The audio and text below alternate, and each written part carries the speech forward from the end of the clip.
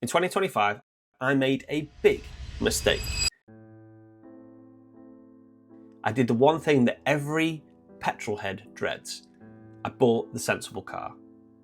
And within a week, that decision had already started to unravel. But it ended up teaching me my biggest lesson of the year. 2025 was a year where I tried to do everything right. Be more responsible, make smart choices, stop chasing the emotional stuff, and start being sensible. And the funny thing is, the moment I tried to live that way, everything started to feel wrong. And it all started with this car. I bought an e-Golf. The sensible choice, cheap to run, quiet, reliable, the kind of car everyone tells you to buy.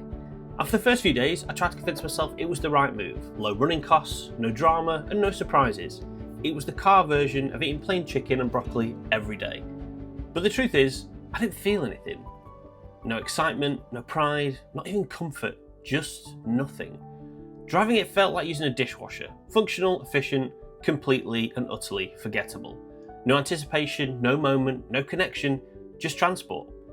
And that's when the first part of the lesson hit me. Sensible doesn't always mean smart. Sometimes it just means safe, and safe can be suffocating. Because at the same time I was driving my L322, a car that realistically makes absolutely no sense on paper in 2025. It's older, heavier, thirstier, it demands more patience, it demands attention, and it demands you. But every time I drive it, I feel something. It has soul, it has presence, it turns a simple drive into a moment. It reminds you you're alive. And that contrast between a car that made sense and a car that made memories, that's where the real lesson started to form. 2025 taught me that the things that make life feel richer are rarely the sensible ones. The e-Golf made sense, but the L322 made memories. And in a year where I tried to be more intentional, more grounded, more grown up, I learned that choosing something that makes you feel alive is often the most responsible thing you can actually do.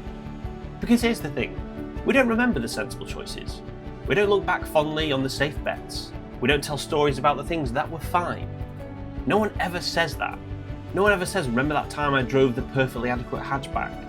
But we do remember the things that moved us, the things that scared us a little, the things that made us feel something.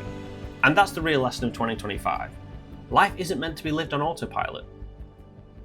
So yeah, I bought the sensible car, and it taught me exactly why I'll never do it again.